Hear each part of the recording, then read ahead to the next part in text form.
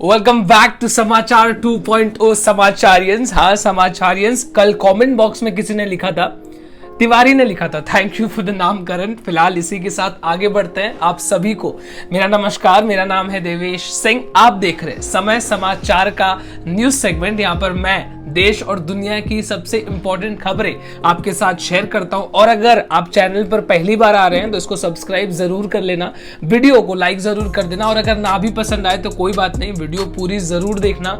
Last में comment करके बताना कि आपको वीडियो पसंद क्यों नहीं आई। आज की सबसे पहली खबर की शुरुआत करते हैं। कल शाम को महाराष्ट्र के चीफ मिनिस्टर उद्धव ठाकरे ने अनाउंस किया कि 8:30 बजे वो लोगों को एड्रेस करेंगे।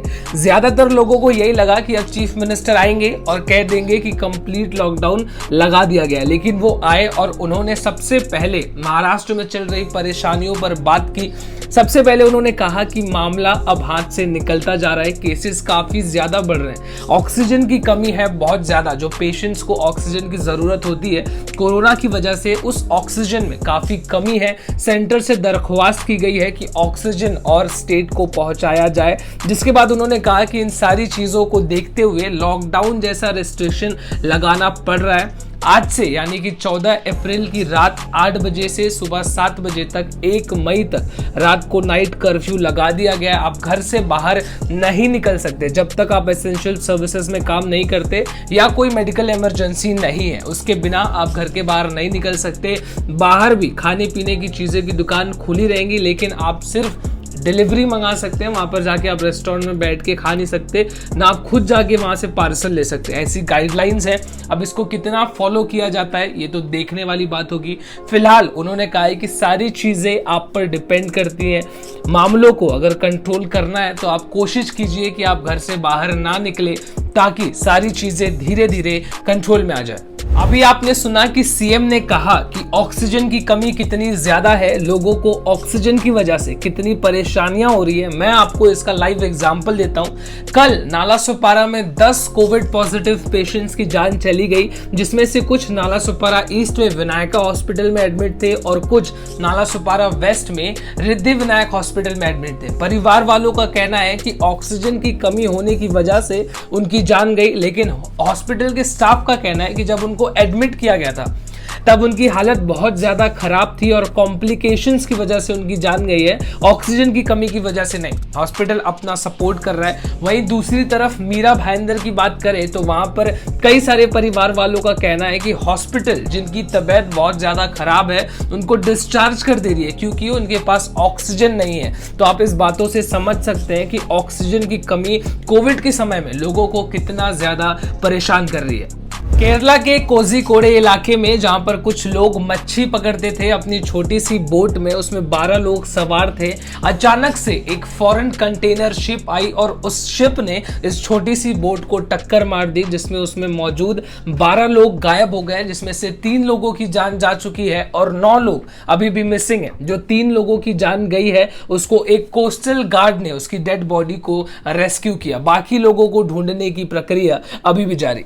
अभी मैंने आपको कुछ दिन पहले बताया था कि इलेक्शन कमीशन ने हमारी दीदी ममता बनर्जी को बंगाल में कोई भी इलेक्शन कैंपेन करने से 24 घंटे के लिए बैन कर दिया था, क्योंकि उन्होंने गलत स्टेटमेंट्स का इस्तेमाल किया था, प्रोवोकेटिव स्टेटमेंट्स का इस्तेमाल किया था। अब उसके बाद इलेक्शन कमीशन की नजर बीजेपी के नेताओं पर है।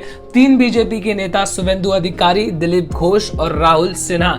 इलेक्शन कमीशन ने दिलीप घोष को कंप्लीटली कोई भी इलेक्शन कैंपेन करने से बैन कर दिया है। राहुल सिन्हा को इलेक्शन कमीशन ने नोटिस भेज दिया है, लेकिन शुवेंदु अधिकारी के खिलाफ कोई एक्शन नहीं लिया गया, क्योंकि दूसरी तरफ इन दोनों बीजेपी के नेताओं के स्टेटमेंट्स बहुत ज्यादा प्रोवोकेटिव थे, जिसकी वजह से लोगों के बीच दंगे भड़क सकते थे।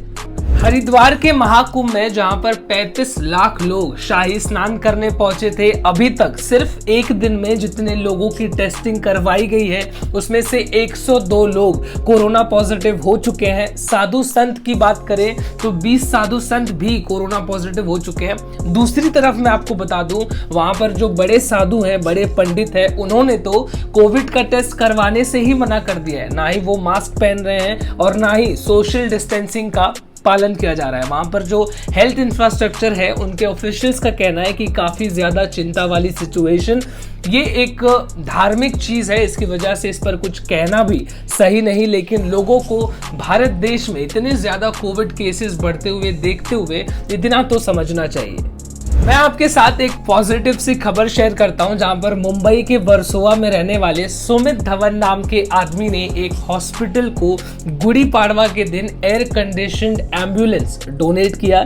इसके पीछे भी एक कहानी है, मैं आपके साथ शेयर करता हूं। 2006 में सुमित धवन की मम्मी की जान चली गई थी हार्ट अटैक की वजह से। मम्मी पापा दोनों पार्क में वॉक करने गए थे और अचानक से मम्मी को हार्ट अटैक आ गया, जिसके बाद परिवार वालों ने कॉन्स्टेंटली एम्बुलेंस को कांटेक्ट करने की कोशिश की, पर एम्बुलेंस नहीं आई। जिसके बाद उनकी मम्मी को जब तक हॉस्पिटल ले जाया गया तब तक उनकी जान जा चुकी थी। डॉक्टर्स ने कहा कि अगर थोड़ी देर पहले इनको यहाँ लाया गया होता तो इनकी जान बच सकती थी। जिसके बाद ऐसे वक्त में, कोविड के वक्त में, जब लोगों को एम्बुलेंस की बहुत ज़्यादा ज़रूरत है, कोविड पेशेंट्स को यहाँ से वहाँ जाने के लिए, ऐसे समय में गुड़ी पाड़वा के दिन सुमित धवन ने एक हॉस्पिटल को एम्बुलेंस गिफ्ट किया, डोनेट किया, ये कहते हुए कि मैं अपनी मम्मी की याद में एम्बुलेंस डोनेट करना चाहता हूँ, ताकि कभी किसी को एम्बुलेंस की वजह से। महाराष्ट्र स्टेट के टेक्सटाइल मिनिस्टर्स ने क्रिकेटर्स और सेलिब्रिटीज के अगेंस्ट में कुछ कहा है। मैं आपको बता दूं, उन्होंने कहा है कि ऐसे बहुत सारे क्रिकेटर्स हैं और बहुत सारे सेलिब्रिटीज हैं जिनको कुछ हुआ नहीं है, ना ही कोविड हुआ है, उनको हल्का फुल्का सिम्टम है, वो आ जाते हैं हॉस्पिटल में, बेड ऑक्यूपाई कर लेते हैं और कई कई दिनों तक वहां पर एडमिट रहते हैं, बस ये चांस ना लेने के लिए कि उनको कुछ हो जाए, जिसकी वजह से आम आदमी जो बहुत ज्यादा सीरियस होता है उनको बेड्स नहीं मिल पाते। अगर ये सेलिब्रिटीज, बस इनके पास बहुत पैसा है, इस वजह से ये हॉस्पिटल में हल्का फुल्का सिम्टम होने पे एडमिट होना बंद कर देंगे, तो जो आम आदमी है, जो बहुत ज्यादा सीरियस है, जो अपनी जान के लिए लड़ रहे हैं, उनकी मदद हो सकती है। एक काफी अजीब सी खबर नवी मुंबई से निकल के आ रही है, जहां पर एक वकील ने अपने ही क्लाइंट को किडनैप कर लिया। इस वकील ने अपने क्लाइंट को सुप्रीम कोर्ट से बेल दिलाई थी एक चीटिंग केस में, जहां पर उस वकील की फीस थी 3 करोड़ रुपए। बेल मिलने के बाद बिजनेसमैन ने कह दिया कि वो फीस नहीं देने वाला, जिसके बाद इस लॉयर ने अपने ही क्लाइंट को किडनैप कर लिया, अपने फार्म हाउस पे लेके गया, उसको टॉर्चर किया और ये भी कहा कि अगर पैसे नहीं देगा तो अपनी प्रॉपर्टी मेरे नाम पर ट्रांसफर कर दे। जिसके बाद पुलिस ने उस लॉयर को, वकील को अरेस्ट कर लिया है। सीनियर इंस्पेक्टर माली ने ये पूरी खबर लोगों तक पहुंचाई। भिवंडी से अगली खबर निकल के आ रही है, जहां पर भिवंडी में 2 लोगों ने मिलकर एक लड़की को होठ पे चाकू से मारा, क्योंकि उस लड़की ने शादी करने से मना कर दिया। पुलिस ने इन दोनों को अरेस्ट कर लिया है और लड़की को तुरंत केम हॉस्पिटल में एडमिट किया गया।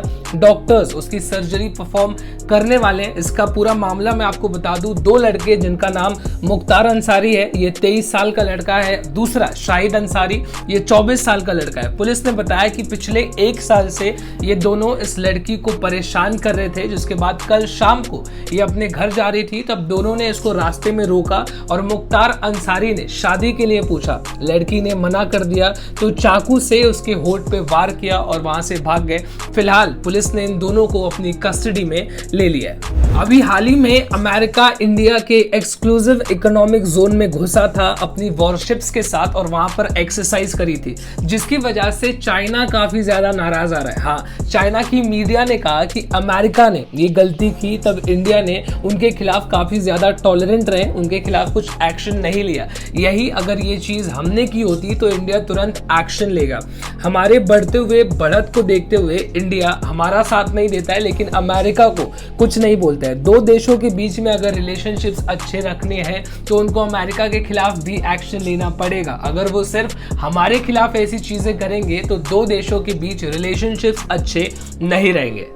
कल प्राइम मिनिस्टर नरेंद्र मोदी ने अपने स्पीच में कहा कि इतनी ज्यादा परेशानी होने के बाद भी, इतने ज्यादा कंस्ट्रेंट्स होने के बाद भी हमने 80 से ज्यादा देशों में वैक्सीन भेजी हैं। उन्होंने इस बात को भी पॉइंट आउट किया जहां पर लोग कह रहे हैं कि अपने देश में वैक्सीन नहीं है और दुनिया में वैक्सीन बांटी जा रही है, जिसके ऊपर प्राइम मिनिस्टर ने कहा, मुझे ऐसा लगता है कि अगर हम किसी चीज में एक्सपर्ट हैं, हमारे पास अगर रिसोर्सेज हैं और अगर किसी को ज़रूरत है तो उसको हम हेल्प ज़रूर करेंगे। हाँ, मुझे पता है कि वैक्सीन की सप्लाई इंडिया में अभी फ़िलहाल काफ़ी ज़्यादा कम चल रही है, जिसके लिए हम काफ़ी कोशिश कर रहे हैं। ऐसे बहुत सारे देश हैं जहाँ पर वैक्सीन का नामो निशान नहीं है, जिनको वैक्सीन की ज़रूरत है। हमारे पास काफ़ी वैक्सीन हैं, काफ़ी वैक्सीन थी, जिसकी वजह से उस समय जिसके पास वैक्सीन नहीं था, इंसानियत के नाते हमने उन देशों को भी वैक्सीन की सप्लाई की। लोग हमें अपना दोस्त समझते, हमें हमसे उम्मीद रखते हैं कि भारत हमको वैक्सीन देगा और हम उस समय पे इंसानियत के नाते पीछे नहीं हट सकते। मैंने कल कहा था ना हम जीत जाएंगे, और देखें मुंबई इंडियंस जीत गई। अगर हम हार भी जाते तो मैं कह देता कि मुंबई इंडियंस शुरुआती में हार जाती है। एनीवेज, आज शाम को देखेंगे सनराइजर्स हैदराबाद और आरसीबी विराट कोहली की टीम के बीच मुकाबला। पहला मैच आरसीबी ने जीता, दूसरे मैच में क्या होगा देखने वाली बात। इसी के साथ आज की न्यूज अपडेट्स में बस इतना ही। कल आपसे फिर मुलाकात करेंगे, तब तक आप अपना ख्याल रखिए। This is me Devesh Singh signing off. जय हिंद।